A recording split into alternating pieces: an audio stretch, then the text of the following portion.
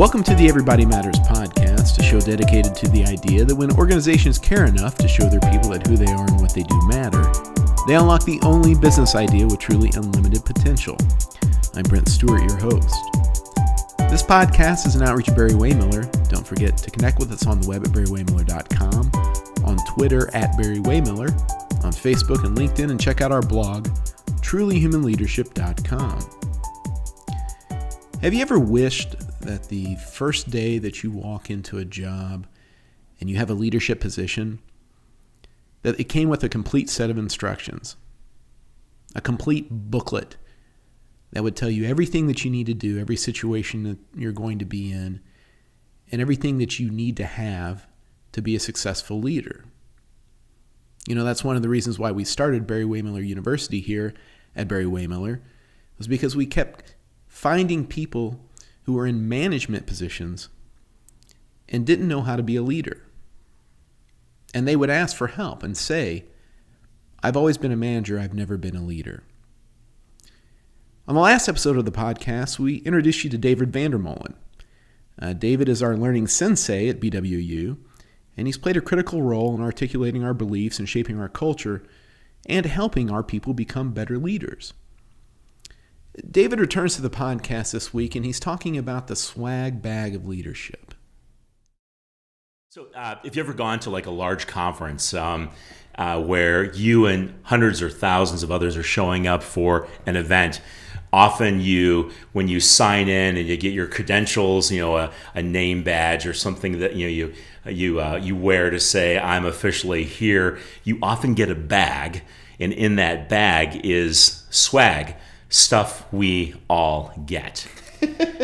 And that stuff we all get is the essential things that the host of the event or the conference wants you to have as part of, kind of take-home gifts, but also could be vital to the experience. And if you go to the Oscars, it's like thousands of dollars. Oh in yeah, that swag It's bag, perfume. It's specialty items. Yeah, you've got chic and very posh things in your swag bag.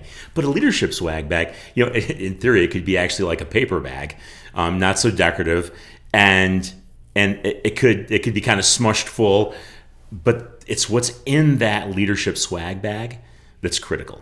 So metaphorically, I've often thought about the idea that when you become a leader, it would be great if on day one of your leadership journey, you receive from Culture, People, and Development, your Human Resources Department, this very nice swag bag, the stuff we all get, and that it had just the essential ingredients that a leader needed to get them along on their journey.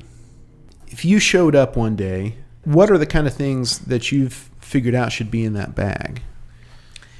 I think as we have looked at leadership broadly and thought about it from what really does a leader need, whether you're just beginning your career in leadership at the front end of the journey, or you're a veteran and you've got seasoned years doing the leadership gig, whatever that might be.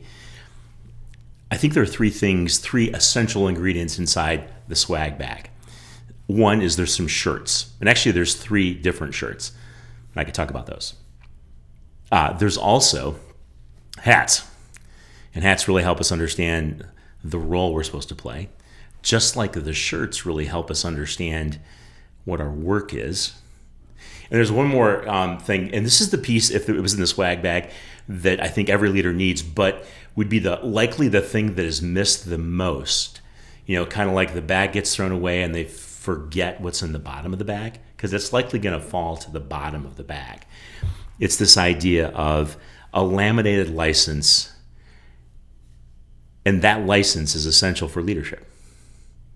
And so I think if I was metaphorically setting this up for leaders to be successful on day one, or even if it's day 1,000 of their leadership career, I'd want them all to have a swag bag with the right shirts, the right hats, and that laminated license.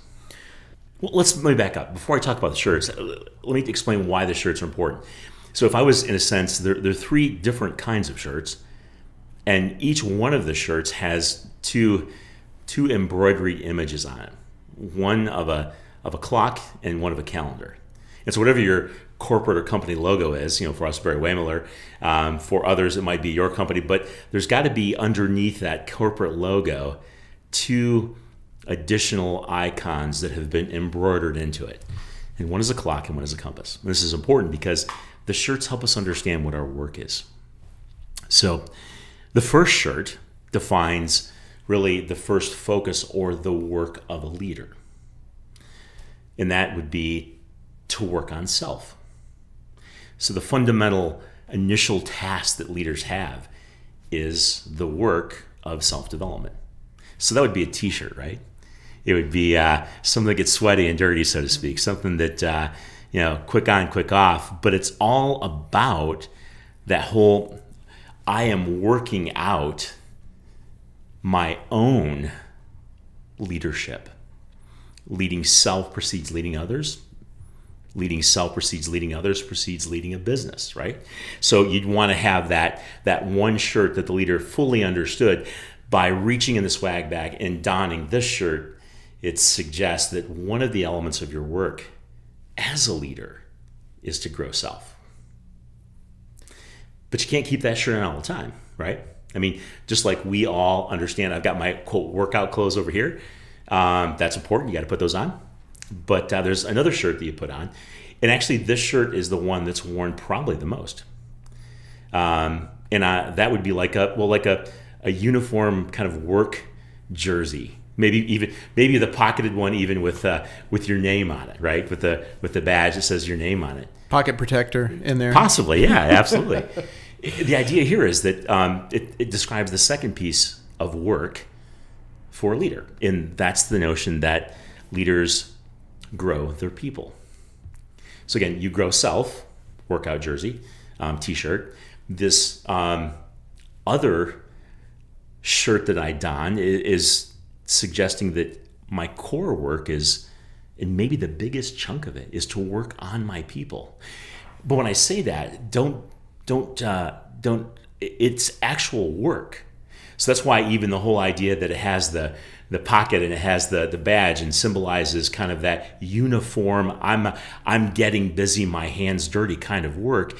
It implies I have to, as a leader, grow and develop the people in my span of care. If I'm growing and working on self, I also have to work on my people. And if you look at it from the macro perspective, that's where the bulk of the time is. It's growing the people in your span of care. And so you got to turn the wrench, so to speak, on those who you're in charge of and who you have the responsibility of stewarding all their gifts and talents and abilities as they're kind of rolling out and helping you execute the mission or vision of your team, your department, or the vision of the organization. So you got the first shirt, the workout shirt. Second shirt is this, that's kind of your jersey, your uniform. And the third shirt I call a collared shirt. And maybe a little more on the dressier side, slightly, possibly. With the idea that you also have to work on the business. And so this is that shirt that symbolizes throughout the day, I also have a responsibility, and throughout my work week, of growing and developing my business. So if you think about it, one of the things leaders have to do repetitively during their work week is make a pretty significant amount of wardrobe changes. I move through my week to grow and develop self. I'm focused on, I think Covey referred to it as sharpening my saw, right? Mm-hmm. But then I also have the responsibility of growing my people and developing them. And so I tear off my t-shirt, don the work jersey so I can focus the attention on seeing those who I have responsibility for really excel with all their possibility and potential. And I think this is important because one of the tendencies I think when we talk about growing people, that the tendency is more about like, I got to send them off to some kind of a seminar, which that could be, or I've got to fill out those forms so they can have their vacation that they requested, for next month. And a lot of times leaders associate the growth and development of people as more of the rudimentary task of just like quote, managing the affairs around their people, but not actually growing them and spending time to help develop the full weight of their potential and the full weight of their person in the business. I think the thing that I find interesting about this metaphor is that it's not, they're shirts, they're not masks. the person, the leader, is clothing themselves in different ways to respond to different parts of what they need to do. Absolutely. As opposed to being a different person or being, because sometimes when you think about putting on different outfits, it's almost like that mask kind of thing that you have to pretend to be something you're not. These aren't different faces. These are the different garments to go into your day with. Absolutely. So here's a story that might really help bring this home in some ways. I recall teaching this concept in one of our courses and helping with the idea that what I want to do is help you understand what your work is. If you think about it, and I were to say to you, so what does a welder do? What's his or her work? It wouldn't be hard. Well, they take something extremely hot like a welding, a welder and a rod, and they melt metal together. That's the general nature of their work. If I said to you, what does a cobbler do? They repair shoes. They might even polish and shine shoes. If I said to you, what does a finished carpenter do? What's their work? You'd go, well, they do the trim on the inside of the house, or maybe even build furniture. And so it's kind of easy for some jobs, right, to say, what does an accountant do? And you can get kind of close to their work. But what's kind of mysterious, and what we're trying to do is remove that mystery, is to say, what does a leader do? What's their work? And the moment you ask that question, it gets quiet, and you start to hear the crickets, because the question is hard to answer. What is the real work? And I think a simplest way we've learned to kind of define and bring that around and to talk about the work of leadership is to say that you can basically break it down into three big pieces of the pie. Work on self, work on your people, and work on the business. So the hat. What's the hat in the swag bag? That's great. That's awesome. Well, trucker hat, top hat, and beanie. Well, I enjoy cowboy hats, and I have a few of my own baseball caps I wear that are emblematic of things I enjoy, like Harley and whatever. But yes. Okay, so, and by the way, I think this is important to think too, that when you put your work jersey on, that second garment as a leader that describes the work of growing and developing your people, often it requires you to wear a particular hat. And that hat really defines your role at that time. And I love this because it gives us a very simple way to understand, again, wardrobe change. And depending on the person, depending on their need, where they are in their growth path, it makes a big difference to what hat you wear as a leader. And so we would recognize that there are 5 basic hats. The first hat is the hat of being really a student. And by putting that hat on, what I'm doing, and by the way, you'd certainly want to wear this hat too when you're working out and you have your t-shirt on and growing self, because this is about seeking knowledge, skills, and abilities. Not only about growing self, like as a leader, I've got to grow. I don't want to be the lid that really levels my organization. I want my lid, my leadership, my growth to can rise so that people under me, those who I have my Hispanic hair, can grow as well, right? So I want to wear that student hat a lot. And I find actually this is, which is kind of surprising, one of the hats that leaders wear the least is this one. Because it's kind of like, I've got this chair. I can show you what it says on my business card. I've got the good office with the nice view. I've got the good bonus package. And so I'm good, right?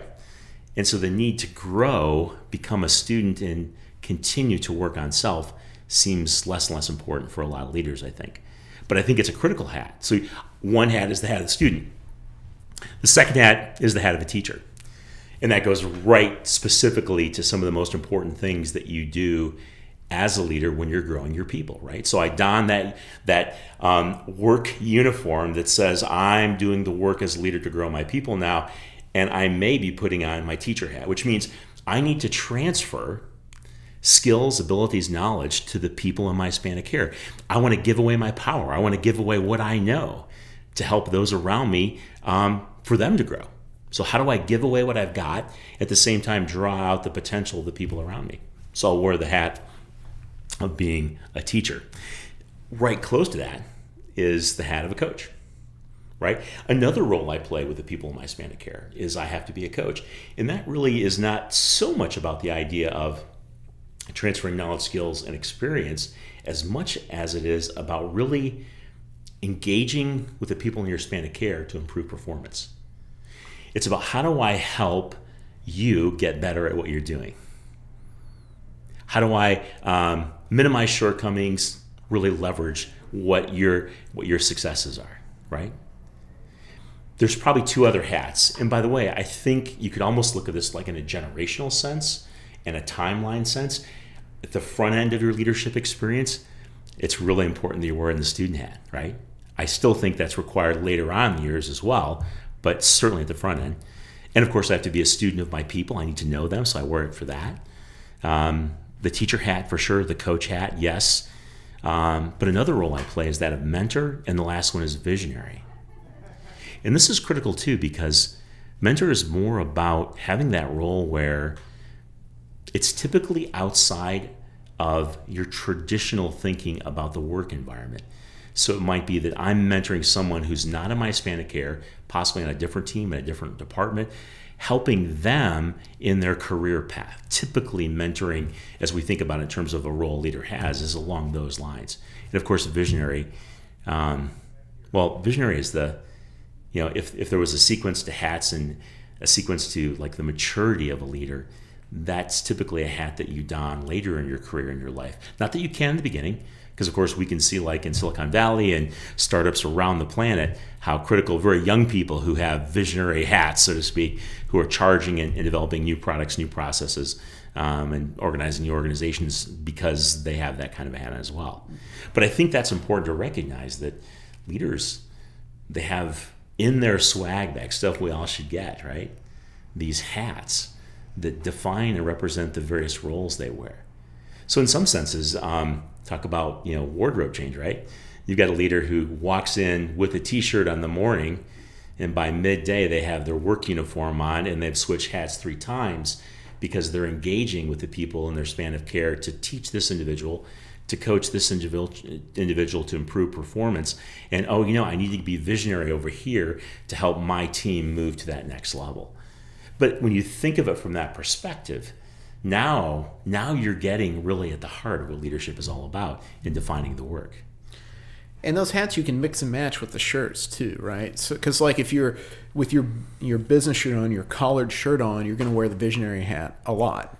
Yeah, for absolutely. sure. But also in that sometimes you're going to wear the student hat because you need to learn from your people. You need to listen to them in order to put in play things in the business that's going to benefit the company and therefore secure everybody's living, which is the foundation of everything.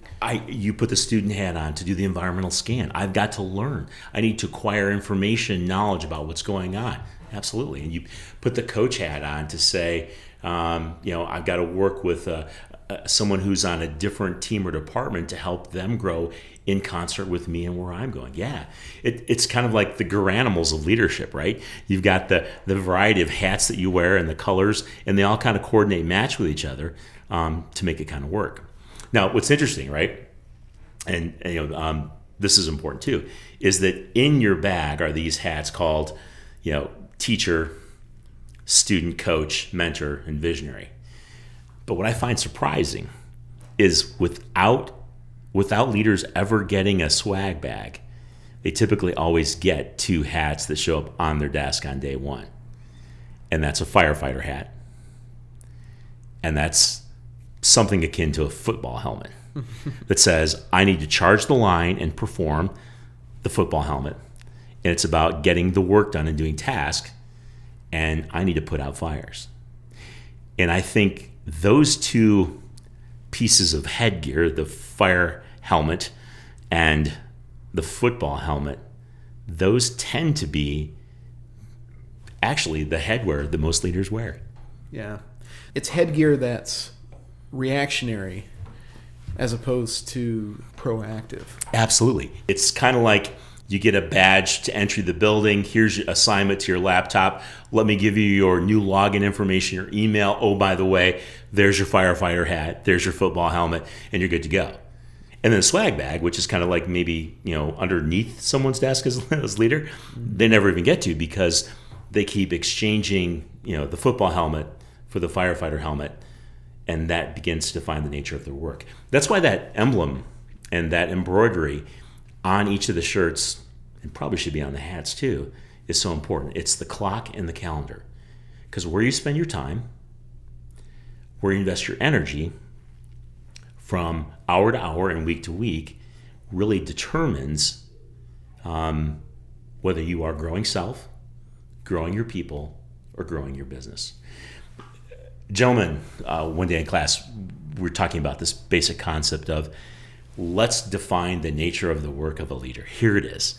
You know and grow self. You know and grow your people, and you know and grow the business. These are the three essential components of leadership. And we flashed a slide up and we began to talk about it.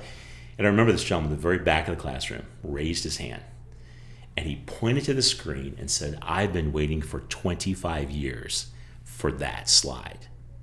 And what he was saying is, I've been in leadership my adult life and no one ever defined for me, this is what your work is. In some senses. And I don't mean this in an unkindness, but I mean it in a sense of like a reality. We have men and women who are in leadership roles who are repetitively wearing the firefighter helmet and the football helmet, never putting the other hats on, and they may have one shirt they wear, and they're leading. They're being paid to lead. Yet their work doesn't reflect what the real work of leadership is. In some ways, it's like fraud. You're in a role and have a responsibility and have a mandate. In many ways, people will refer to them as a calling to know and grow self, to know and grow your people, and to know and grow the business. And yet, you're not actually doing the, quote, and I'm doing my air quotes here, real work of leadership. When you're reactionary as opposed to intentional, that's almost the antithesis of leadership in a sense. Of course, leaders are going to have to react to situations. Of course, they're going to have to respond to anything that comes their way. But leadership is an intentional thing. It's intentionally using all those qualities to grow your people and grow your business. And reacting all the time is the opposite of that. And that's why the last ingredient in the swag bag is so critical. Remember, this is the one that likely gets tossed out with the swag bag once you take the shirts and hats out and leave them at home. It's the one thing that's so essential. It's a laminated license. Things that are laminated have more value, right? They send a message of more permanence. And this laminated license is permission, authorization that every leader has to do something that's very critical. It's permission to say this: exercise your power to pause and reflect before you take action. I think one of the most powerful permissions we can give leaders is to recognize this license actually exists. And it is a license that says, whoa, hold on there. Exercise your power to pause, reflect, and then get about your next leadership expression. We often refer to it as the keystone behavior. Real change, we often refer to it as the keystone behavior. Real change requires us to get out of the left lane of leadership, which typically is the speed of business, the double diamond lane even, right? Lots of speed, super fast, go, and to get back in the right-hand lane, to slow down, to reflect before I give my next leadership response.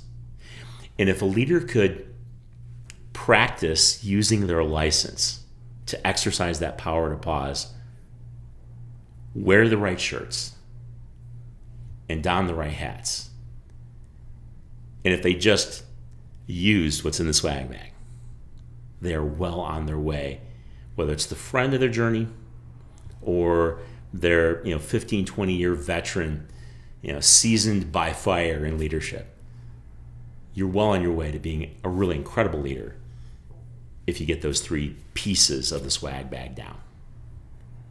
What would you say to leaders who have never gotten a swag bag before and who are looking for a way to be less reactionary and more intentional? Like, how do they bring this stuff in, not necessarily on the fly, but in the middle of the game, in a sense? Yeah.